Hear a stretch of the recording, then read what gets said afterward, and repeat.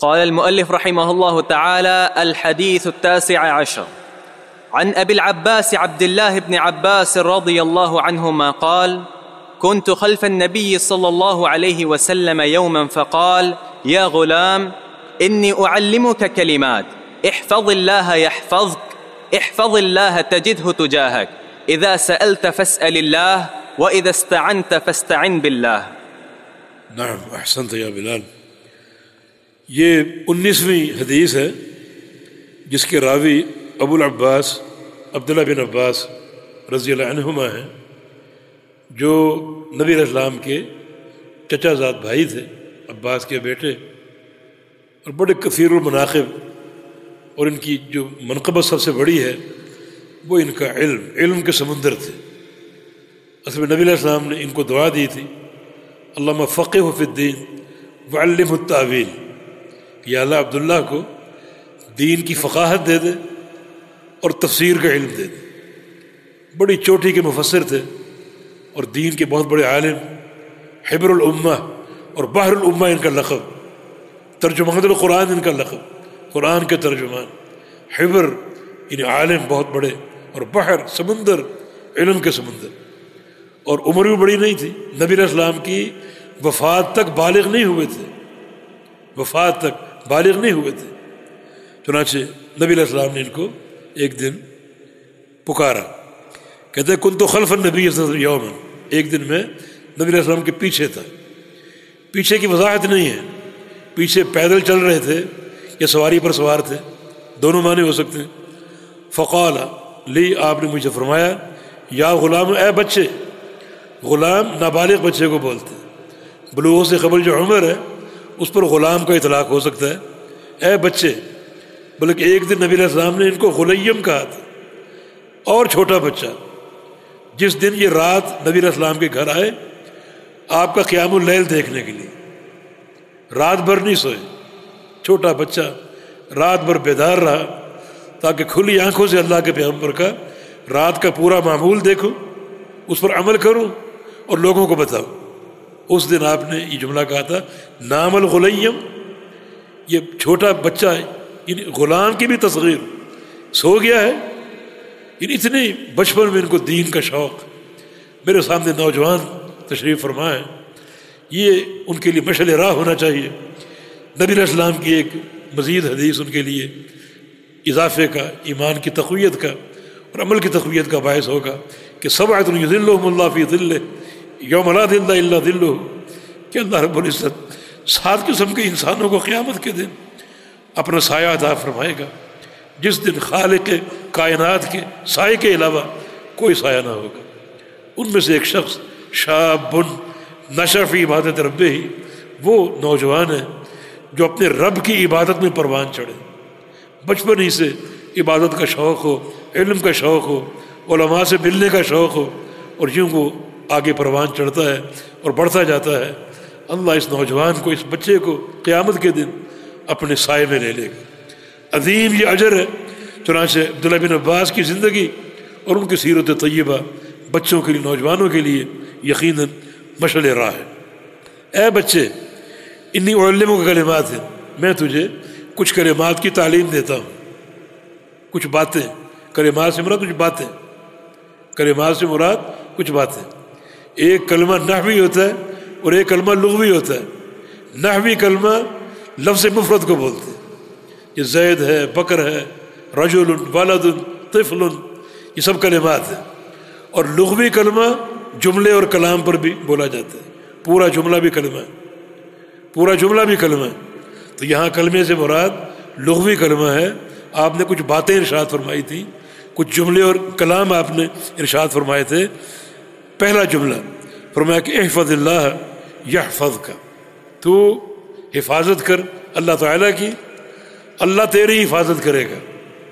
اللہ کی حفاظت سے مراد اللہ کے دین کی حفاظت، اللہ کے دین کی حفاظت کر. اور دین ایک مکمل حقیقت ہے، اس میں عقیدہ، عمل، احکام، فضائل، رغائب، رقائق، اخلاقیات، معاملات، خرید و فروخت، یہ تمام چیزیں، ان تمام امور میں تو دین کا محافظ بن جا. مانا جو دین کی تعلیم ہے اسے اپنا لے تو یحفظ کا اللہ تیری حفاظت کرے گا، تیری حفاظت کرے گا۔ اللہ پاک فرماتا ہے کہ ادخلوا فی السلم کافہ، اسلام میں پورے آ جاؤ، پورے آ جاؤ، تو پوری طرح حفاظت کرو اللہ تعالیٰ کے دین کی، اور پوری طرح اپنے اوپر منطبق کر لو۔ اسلام میں پورے آنے کا معنی ابن قیم نے بیان کیا ہے 3 چیزوں کے ساتھ، ایک عقیدہ، دوسرا عمل، اور تیسرا اخلاق حسنہ۔ اخلاق حسنہ، یہ 3 چیزیں پورا اسلام، پورا اسلام۔ پھر ابن قیم نے ایک عمارت سے مثال دی، عمارت کی بنیادیں عقیدہ ہے، عمارت کا ڈھانچہ عمل ہے، اور عمارت کی زینت جو ہے اس کا رنگ روغن اور جو بھی زینت کے امور ہیں وہ اخلاق ہے۔ درخت سے مثال دی ہے، درخت کی جڑیں عقیدہ ہے، اور درخت کا تنا اور پورا اس کا جو پتے وغیرہ وہ عمل ہے، اور جو اس کا پھل ہے وہ اخلاق ہے۔ تو اس طرح ادخلوا فی السلم کافہ، پورے اسلام میں آ جاؤ، داخل ہو جاؤ، تو یوں پورے دین کے محافظ بن جاؤ۔ اس کا صلہ کیا ہے؟ یحفظ کا، اللہ رب العزت تیری حفاظت کرے گا۔ آگے ہے نا احفظ اللہ تجدہ تجاہک، دوبارہ یہ تاکید ہے، دوبارہ فرمایا کہ اللہ کے دین کی حفاظت کر، اللہ کو سامنے پائے گا۔ سامنے پانے کا معنی اپنے قریب پائے گا، اور قریب پانے سے 2 چیزیں مراد ہیں۔ ایک، جب اللہ قریب ہے تیری حفاظت کرے گا، اس سے بہتر اور کیا نعمت چاہیے؟ اللہ کا قرب اگر مل جائے۔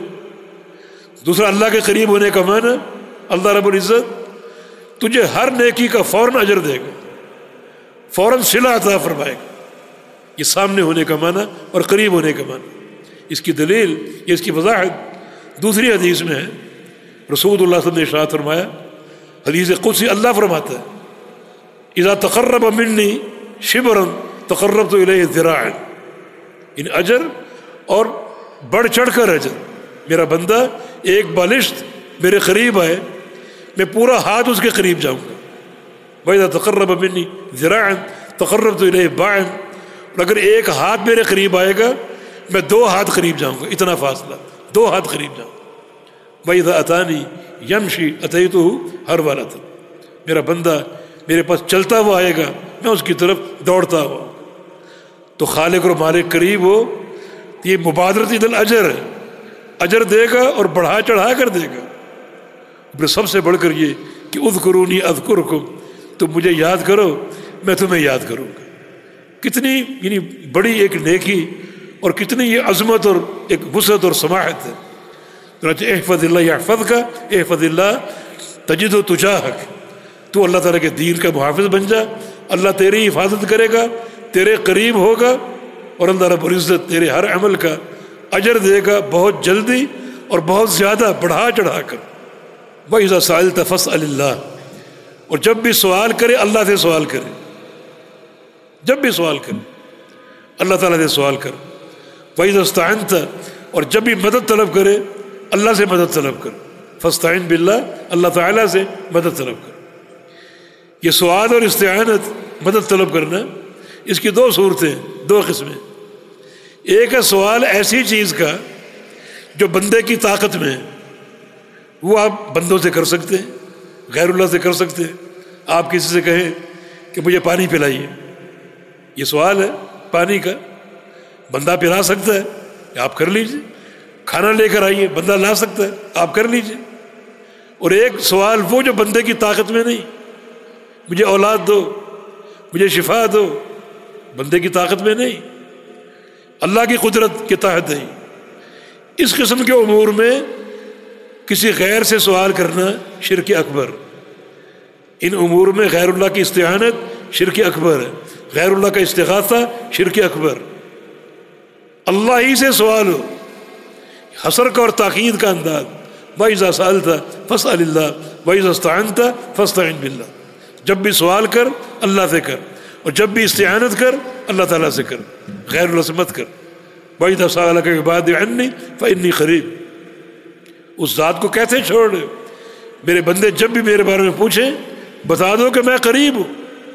اور اللہ تعالیٰ سے ہی سوال کرنے کا فائدہ، اس کا اجر۔ ایک اور حدیث میں نبی رحمت تشریف فرما تھے اور سامنے صحابہ کی جماعت بیٹھی ہوئی تھی، اچانک آپ نے فرمایا من یضمن لی واحدا اضمن لہ الجنہ، کون ہے وہ شخص جو مجھے ایک ضمانت دے دے، میں اسے جنت کی ضمانت دیتا ہوں۔ کتنی پختہ اور قوی بات ہے، اللہ کے نبی ایک چیز کی ضمانت دے دے، وہ چیز ٹل سکتی ہے؟ ناممکن۔ کون ہے وہ شخص کہ مجھے ایک چیز کی ضمانت دے دے، میں اس کو جنت کی ضمانت دیتا ہوں؟ ابو ذر غفاری سامنے بیٹھے تھے، فوراً تیار ہو گئے، میں تیار ہوں۔ جنت کے مشتاقین تھے نا یہ، کہ بات تو جنت کی ہو رہی، ضمانت کسی بھی چیز کی ہو سکتی تھی، جان کی، مال کی، اولاد کی، کسی چیز کی بھی ہو سکتی تھی، لیکن پرواہ نہیں، جنت مل رہی، فوراً تیار ہو گئے۔ یا رسول اللہ صلی اللہ علیہ وسلم کیا ضمانت دوں؟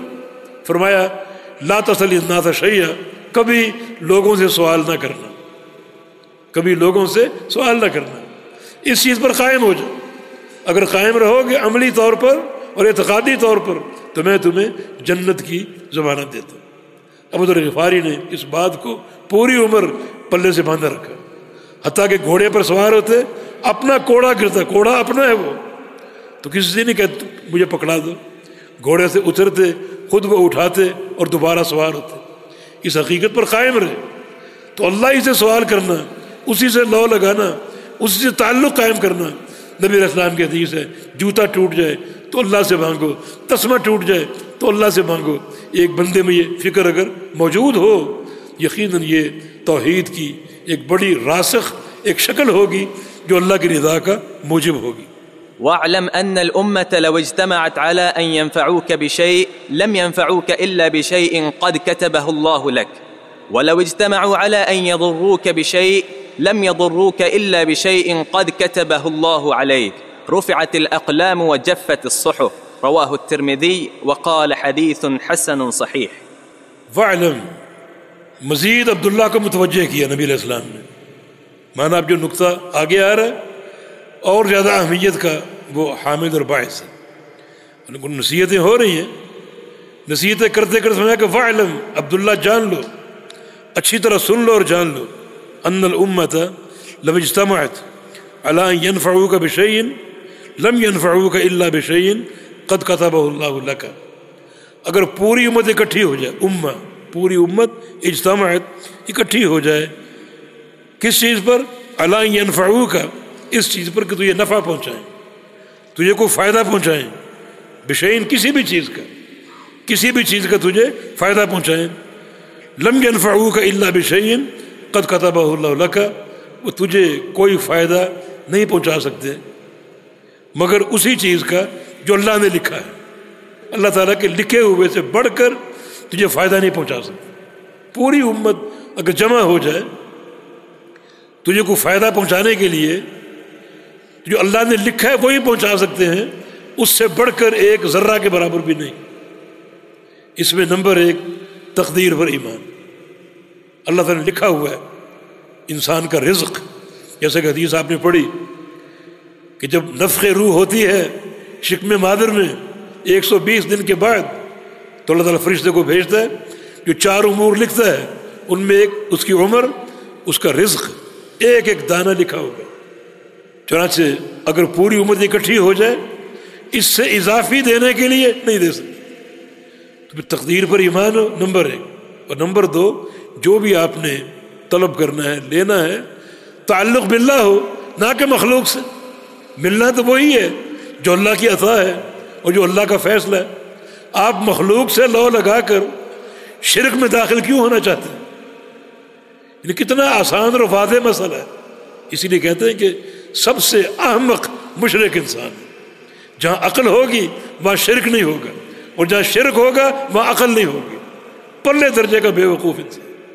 جب تقدیر کے فیصلے ہو چکے اور اللہ کی عطا ہے، اس سے بڑھ کر کوئی دے بھی نہیں سکتا، تو غیر اللہ سے لو لگانا، اس سے سوال کرنا، اس سے مانگنا چیمانہ دارت۔ اور اسی طرح فرمایا کہ وَلَوْ اجْتَمَعُوا، اور اگر لوگ جمع ہو جائیں عَلَىٰ أَن يَضُرُّوكَ بِشَيْءٍ، تجھے نقصان پہنچانے پر، لَمْ يَضُرُّوكَ إِلَّا بِشَيْءٍ قَدْ كَتَبَهُ اللَّهُ عَلَيْكَ، تجھے کوئی نقصان نہیں پہنچا سکتے مگر وہی جو اللہ نے لکھا ہوا، اس کے لکھے ہوئے سے بڑھ کر تجھے کوئی نقصان نہیں پہنچا سکتے۔ تو نقصان کے ٹلنے میں اور خیر کے حصول میں تیرا تعلق اللہ کے ساتھ قائم ہو، اور تقدیر پر مستحکم اور مضبوط اور ٹھوس ایمان ہونا چاہیے، تاکہ توحید بھی قائم رہے۔ جو ملنا ہے وہ تو ملنا ہے۔ حدیث میں آتا ہے کہ ایک بندے کی موت اس وقت تک آئے گی نہیں جب تک اللہ کے لکھے ہوئے رزق کا ایک ایک دانہ نہ کھا لے، اس کی موت نہیں آئے گی۔ وہ سارے رزق کھائے گا تب موت آئے گی۔ تو فیصلے تو ہو چکے ہیں، تو تقدیر پر ایک اعتماد، اس پر بھرپور ایمان اور اس کے تقاضوں کو پورا کرنا، یہ اللہ کے نبی صلی اللہ علیہ وسلم تعلیم دے رہے ہیں عبداللہ بن عباس کو۔ فرمایا کہ رفعت الاقلام وجفت الصحف، قلمیں اٹھا لی گئی ہیں۔ کون سی قلمیں؟ جن قلموں نے تقدیر کو لکھا، اور صحیفے خشک ہو چکے ہیں۔ جو روشنائی جن سے تقدیر لکھی گئی وہ خشک ہو چکی ہے۔ صحیفے سے مراد وہ کتابیں جن میں تقدیر لکھی گئی، تو کلمیں اٹھا لی گئی اور صحیفے خشک ہو چکے ہیں۔ معنی یہ کہ ہر انسان کی جو تقدیر ہے لکھی جا چکی، ہر انسان کے فیصلے ہو چکے۔ کب پیدا ہوگا، کتنا جیے گا، کیا کھائے گا، کیا پیے گا، کب مرے گا، شقی ہوگا یا سعید ہوگا، قیامت کے دن کیا اس کا سلوک اس کے ساتھ ہوگا، قبر میں کیسا ہوگا، سارے فیصلے لکھے جا چکے۔ تو قلم اٹھا لیے گئے اور صحیفے خشک ہو چکے۔ جیسے کہ ایک اور حدیث میں ان ربک قد فرغ من العباد، تیرا رب بندوں کی تقدیر لکھ کر فارغ ہو چکا ہے، فیصلے تحریر ہو چکے ہیں، اس نوشتہ کے مطابق ہی سب کچھ ہوگا۔ سب کچھ ہوگا، سارے معاملے لکھے ہوئے ہیں۔ تو اپنا تعلق اللہ کے ساتھ قائم کرو، تقدیر پر ایمان بھی ہوگا اور توحید بھی راسخ ہوگی۔ اور اگر غیروں کے دھکے کھائے گا تو ملنا وہی ہے جو اللہ نے دینا ہے۔ کوئی غیر اللہ تمہیں کچھ نہیں دے سکتا اور کوئی شر ٹال نہیں سکتا۔ تو توحید پر ایمان، تقدیر پر ایمان، ان نصیحتوں کا واضح نتیجہ ہے۔ جی